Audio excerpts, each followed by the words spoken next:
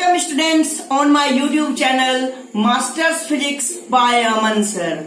Dear students, आज हम लोग कुछ नए टॉपिक्स के ऊपर डिस्कशन करने जा रहे हैं, तो आप इस वीडियो लेक्चर के अंत तक बने रहें और आज का कॉन्सेप्ट जरूर सीखें। स्टूडेंट्स, आप इस वीडियो लेक्चर को अपने फ्रेंड के साथ जरूर शेयर करें और इस वीडियो लेक्चर को देखने के बाद अगर आपके मन में कहीं कोई सवाल उठता है तो आप कमेंट बॉक्स में जाएं और कमेंट बॉक्स में अपने सवाल लिखें ताकि मैं उसका जवाब दे सकूं।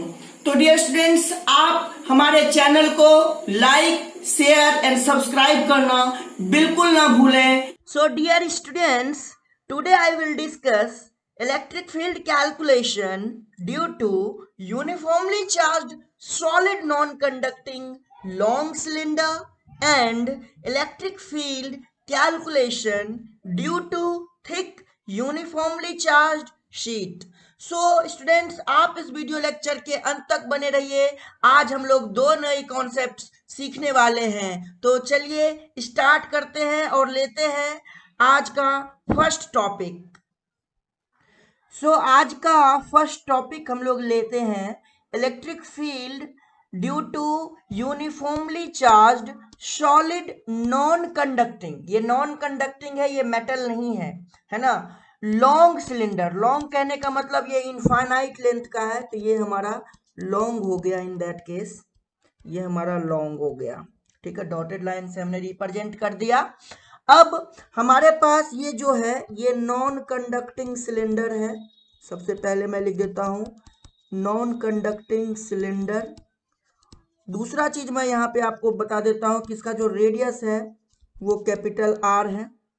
इसका रेडियस जो है वो क्या है, कैपिटल आर है। ये सॉलिड है ना। ये क्या है, सॉलिड है और इसको आपने चार्ज दिया है प्लस क्यू। अब चूंकि ये नॉन कंडक्टिंग है तो चार्ज जहां दोगे, जहां सप्लाई करोगे, चार्ज वहीं रहेगा, चार्ज वहीं रहेगा। तो इसका charge with in the volume of a body distributed रहेगा। चार्ज जो होगा वो with in the volume of a body कहाँ रहे, क्या रहेगा, डिस्ट्रीब्यूट रहेगा। तो charge will be distributed in its volume. और अगर वॉल्यूम होता है तो हम लोग बात करते हैं वॉल्यूम चार्ज डेंसिटी की, यानी रो की, दैट इज रो कूलम्ब पर मीटर क्यूब। किसकी बात करते हैं, रो की। ये जो है ये हमारा एक्सिस ऑफ सिलेंडर है, एक्सिस है इस सिलेंडर का, है ना। और फिर से हम लोग अगर बात करें तो ये हमारा क्या है, ये सॉलिड है, ये हमारा क्या है, सॉलिड है। तो सॉलिड को मैं इस तरह से थोड़ा बना दे रहा हूं ताकि आपको फील हो कि एक तरह से हमने सॉलिड बनाया हुआ है। और सॉलिड में चार्ज इसके केवल सरफेस पे ही नहीं है, इसके वॉल्यूम में भी है, इसका मतलब इसके अंदर में भी है, इनसाइड में भी है ना। और अब इसके लिए मैं इलेक्ट्रिक फील्ड कैलकुलेशन के लिए मैं 3 पॉइंट एज्यूम करता हूं।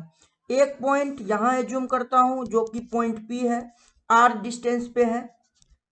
एक पॉइंट एज्यूम मैं कर रहा हूं, मान लो यहाँ पे, जो कि सरफेस पे है, जिसको हम लोग बी मानते आए हैं।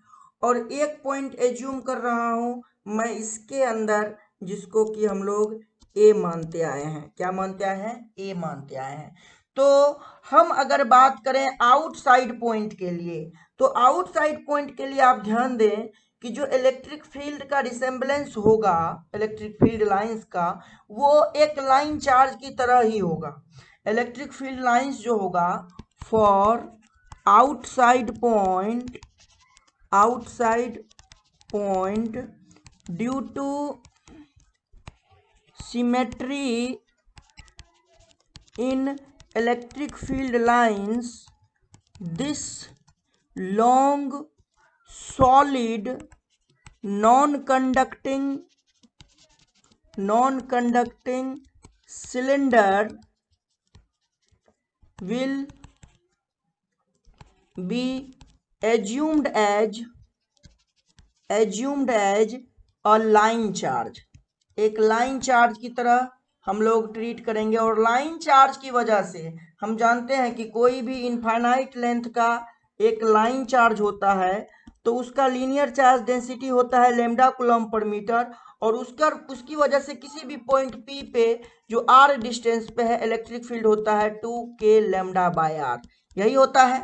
अब कंडीशन ये है कि यहाँ पे तो हमारा रो है और यहाँ पे हमारा है लैम्डा, तो यानी लैम्डा का यूनिट है कूलम्ब पर मीटर और रो का यूनिट है कूलम्ब पर मीटर क्यूब। तो रो लैम्डा के रिस्पेक्ट में रो को लाना पड़ेगा, है ना।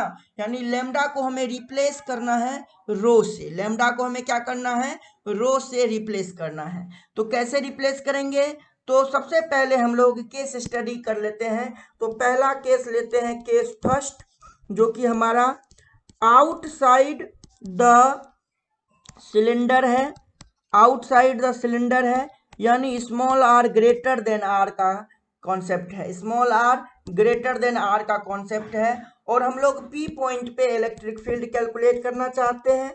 तो इसी रिसेम्बलेंस की वजह से electric field at point P को आप पहले ही लिख दीजिए 2k लैम्डा बाय आर। अब मुझे लैम्डा को रिप्लेस करना है रो में, तो लैम्डा को मैं क्या लिख सकता हूं, रो इंटू, आप देखिए अगर इसका रेडियस हमारा कैपिटल आर है तो इसके एरिया को आप क्या लिखेंगे, pi into r square, cross section area को। तो देखिए तो ये कूलम्ब पर मीटर क्यूब और ये मीटर स्क्वायर मीटर क्यूब को कैंसिल कर दिया तो लैम्डा का यूनिट आ गया कूलम्ब पर मीटर। यानी कि आप क्या करेंगे, 2k लैम्डा को लिख देंगे रो इंटू पाई आर स्क्वायर। देखिए लैम्डा कन्वर्ट हो गया किसके टर्म में, रो के टर्म में। अपॉन में यहाँ पे क्या लिखेंगे, स्मॉल आर। अब सोचने वाली बात है कि सर आपने पाई आर स्क्वायर पूरा का पूरा क्यों लिया, क्योंकि पॉइंट है हमारा आउटसाइड और बात कर रहे हैं इस पूरे सिलेंडर की वजह से।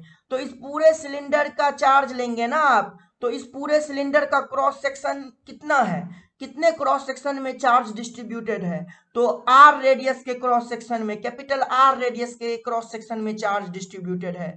तो पूरा एरिया लेंगे तो पूरा एरिया आपका क्या होगा, पाई आर स्क्वायर होगा, है ना, पाई इंटू आर स्क्वायर। ये क्रॉस सेक्शनल, ये क्या है, cross section area of cylinder, है ना, ये cross section area of cylinder है। तो चूंकि पॉइंट आउटसाइड है इसलिए आउटसाइड पॉइंट के लिए हमने पूरे बॉडी को एज्यूम किया, तो पूरे बॉडी के क्रॉस सेक्शन का एरिया हमने लिखा है यहाँ पे। अब यहाँ पे के को आप लिख दीजिए 1/4 pi epsilon naught rho into pi r square upon में स्मॉल आर, हो गया। चलिए कैंसिल करते हैं, पाई से पाई खत्म, 2 से 2 टाइम्स में खत्म, तो ये कितना आया, रो आर स्क्वायर अपॉन में 2 एप्सिलॉन नॉट आर, कितना आया, रो आर स्क्वायर अपॉन में 2 एप्सिलॉन नॉट आर। यानी ई आउटसाइड जो आता है, जो कि पॉइंट पी हमने यहाँ एज्यूम किया, वो आया रो इंटू कैपिटल आर का स्क्वायर अपॉन में 2 एप्सिलॉन नॉट इंटू आर। तो ये आपका स्टार फॉर्मूला हो गया। और यहाँ पे आप देखते हैं कि जो इलेक्ट्रिक फील्ड है आउटसाइड के लिए वो इनवर्सली प्रोपोर्शनल है किसके, आर के, इनवर्सली प्रोपोर्शनल है किसके, आर के। अब मैं अगर आपसे कहूं कि मैं एट द सरफेस यानी केस 2 की बात करना चाहता हूं, एट द सरफेस में इलेक्ट्रिक फील्ड कैलकुलेट करना चाहता हूं, तो ऑब्वियस ही बात है जब आप सरफेस पे आओगे तो स्मॉल आर कितने के बराबर हो जाएगा, बी पॉइंट के लिए कैपिटल आर के बराबर हो जाएगा। तो स्मॉल आर किसके बराबर हो जाएगा, कैपिटल आर के। तो electric field at the surface या electric field at point B क्या लिखेंगे आप, स्मॉल आर को प्रीवियस रिजल्ट में रिप्लेस करिए कैपिटल आर से, तो यहाँ पे लिखेंगे रो आर स्क्वायर अपॉन में 2 epsilon naught into capital R, ये आर कैंसिल। तो electric field at the surface जो आया या electric field at the B आया जो, वो आया rho into are by 2 epsilon naught. ध्यान से देखिए ये कांस्टेंट है, ये क्या है, कांस्टेंट है ना। तो ये भी रिजल्ट आपको ध्यान रखना है। तीसरा जो सबसे इंपॉर्टेंट रहता है हमेशा नॉन कंडक्टिंग के केस में, वो रहता है इनसाइड। तो आप बात कर रहे हो अब इनसाइड द सरफेस, सरफेस के इनसाइड यानी small r less than capital R. किसके लिए बात कर रहे हो? Small r less than capital R के लिए बात कर रहे हो। तो चलिए सबसे पहले मैं डायग्राम बता देता हूं कि ये मान लीजिए हमने, अब मैं डायग्राम थोड़ा एनलार्ज करके बनाता हूं ताकि आपको समझने में कोई भी दिक्कत ना हो। अब मान लीजिए कि मैं इस पॉइंट ए पे निकालना चाहता था इलेक्ट्रिक फील्ड, है ना, और चार्ज जो है वो इस तरह से डिस्ट्रीब्यूटेड है विद इन द वॉल्यूम, है ना। अब ए जो है वो स्मॉल आर रेडियस का है, तो आप इसके सराउंडिंग में आप एक वैसा का वैसा ही एक लॉन्ग सिलेंडर डिजाइन कर लीजिए। आपने क्या डिजाइन कर लिया? Long cylinder. अब ध्यान से देखिए कि इसके अंदर जो चार्ज है, इसके अंदर जो चार्ज है वो टोटल चार्ज नहीं है, क्योंकि total charge capital R radius तक डिस्ट्रीब्यूटेड है। इसका मतलब इसके अंदर का चार्ज कुछ अलग होगा, इसके अंदर का चार्ज जो होगा वो कुछ अलग होगा। तो इसके अंदर का चार्ज अगर अलग होगा तो इसका मतलब अगर इस छोटे से रेडियस के लिए अगर लॉन्ग सिलेंडर की हम बात करें तो उसका जो लाइन चार्ज डेंसिटी होगा, उसकी वजह से लाइन चार्ज डेंसिटी की वजह से जो ए पॉइंट पे इलेक्ट्रिक फील्ड होगा वो 2k lambda in by small r होगा। इस लॉन्ग सिलेंडर के लिए जो कि चार्ज्ड है प्लस क्यू से चार्ज है थ्रू आउट इट्स वॉल्यूम, जिसका कि पूरा का पूरा रेडियस कैपिटल आर है, और हम लोग इस छोटे से लॉन्ग सिलेंडर जिसका कि रेडियस स्मॉल आर है, ये भी लॉन्ग सिलेंडर है बट इसका रेडियस जो है इस बार स्मॉल आर हो गया। तो इसके अंदर जो चार्ज है वो चार्ज क्यू इन है ना, और ये बाहर वाला जो चार्ज है, ये बाहर वाला वो तो इस सिलेंडर के, है ना, रीजन में तो है ही नहीं। तो इसका मतलब केबल और केबल ये अंदर वाला जो चार्ज है, ये वाला जो चार्ज है, इसकी वजह से इलेक्ट्रिक फील्ड लिखना है मुझे ए पॉइंट पे। वो कितना आया? वो as symmetry of electric field lines as a line charge 2k lambda in by small r आया। अब आपको क्या करना पड़ेगा? इस लेमडा इन को किसके रिस्पेक्ट में चेंज करना है? इस लेमडा इन को रो के रिस्पेक्ट में चेंज करना है। तो ध्यान से देखिए, क्या लेमडा इन को क्या लिख सकते हैं? रो इनटू कितने रेडियस की आप बात अब कर रहे हो, कितने रेडियस की वजह से आप इलेक्ट्रिक फील्ड ए पे निकालना चाह रहे हो? तो स्मॉल आर रेडियस की वजह से। तो एरिया क्या लिखोगे? Pi into small r square. अब देखो यहाँ पे जो इलेक्ट्रिक फील्ड एट ए हो जाएगा वो हो जाएगा 2k, लेमडा इन को रिप्लेस कर दीजिए रो के रिस्पेक्ट में, तो rho into pi r square upon में व्हाट? स्मॉल आर, ये हो जाएगा। अब स्मॉल आर से स्मॉल आर को काट दीजिए। अब यहाँ पे क्या हो जाएगा? 2k के बदले 1/4 पाई एप्सिलॉन नॉट, है ना, multiply by rho into pi into r. अब पाई से पाई खत्म, 2 से 4 2 टाइम्स में खत्म, तो पाई से पाई खत्म, और ये हो जाएगा रो इंटू स्मॉल आर अपॉन में 2 एप्सिलॉन नॉट। तो इलेक्ट्रिक फील्ड एट ए जो हुआ वो रो इंटू स्मॉल आर अपॉन में 2 एप्सिलॉन नॉट हुआ। यहाँ पे बताइए जो इलेक्ट्रिक फील्ड है वो डायरेक्टली प्रोपोर्शनल किसके है? आर के। तो ये तीन रिजल्ट हमने निकाल लिया है। इनसाइड वाला ये क्या निकला हमारा? इनसाइड, है ना, इलेक्ट्रिक फील्ड इनसाइड निकला rho into small r by 2 epsilon naught. सारे रिजल्ट जो है वो इंपॉर्टेंट है। और हमने सरफेस वाला भी निकाल लिया जो कि कांस्टेंट था rho into capital R by 2 epsilon naught, और आउटसाइड वाला हमने देखा इनवर्सली प्रोपोर्शनल है आर के। अब हम लोग क्या करते हैं, सभी केस की तरह अब हम लोग यहाँ भी क्या करेंगे? ग्राफ प्लॉट करेंगे किसके किसके बीच में? ई और आर के बीच में, है ना।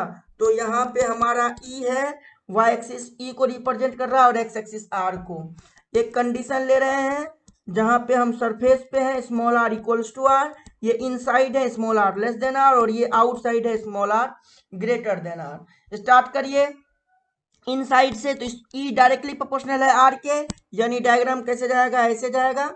ये हो गया E directly proportional to small are.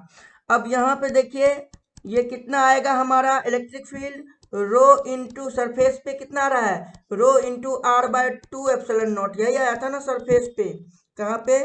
Surface पे, सरफेस पे यही आया था इलेक्ट्रिक फील्ड। अब आउटसाइड क्या आया था? इनवर्सली प्रोपोर्शनल टू क्या? आर। तो इधर हो जाएगा आपका electric field inversely proportional to r. तो इस तरह से आपने इलेक्ट्रिक फील्ड और आर के बीच में क्या किया, ग्राफ प्लॉट कर लिया। किसके लिए, सॉलिड नॉन कंडक्टर जो कि लॉन्ग सिलेंडर है और चार्ज्ड बॉडी है, इसके लिए, है ना। तो ये कॉन्सेप्ट भी आपको बहुत ही ध्यान रखना है। कभी कभी डायरेक्टली ग्राफ ही पूछ देता है एग्जाम में और आपका 4 मार्क्स का एक क्वेश्चन रहता है। तो डियर स्टूडेंट्स, चलिए सीखते हैं अब नया कॉन्सेप्ट और बढ़ते हैं आगे। नेक्स्ट कॉन्सेप्ट है electric field due to thick uniformly charge sheet, है ना। तो अब जो हमारा ये शीट है, ये हमारा शीट है, इसमें हमने मेटल वर्ड यूज नहीं किया है। अगर मेटल वर्ड यूज नहीं किया है तो ये हमारा ऑटोमेटिकली नॉन कंडक्टिंग शीट हुआ। ध्यान रखना, जब तक मेटल वर्ड यूज नहीं किया हुआ हो तब तक वो आपसे नॉन कंडक्टिंग बताने की कोशिश कर रहा है। अब ये इसको क्या किया गया है, इसका जो ये थिकनेस है, ये थिकनेस जो है वो मान लीजिए कि डी दे रखा है। इसका जो थिकनेस है वो डी दे रखा है। D is the thickness of sheet.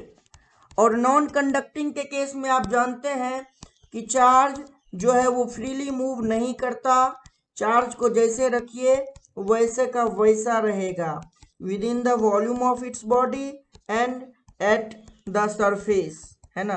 तो इस शीट के वॉल्यूम में और इसके सरफेस पर चार्ज डिस्ट्रीब्यूटेड है।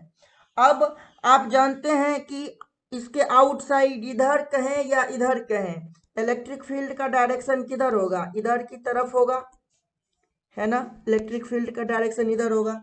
और लेफ्ट साइड देखेंगे तो इलेक्ट्रिक फील्ड जो होगा वो इस डायरेक्शन में होगा। इलेक्ट्रिक फील्ड जो होगा वो इस डायरेक्शन में होगा और इधर इलेक्ट्रिक फील्ड इस डायरेक्शन में होगा।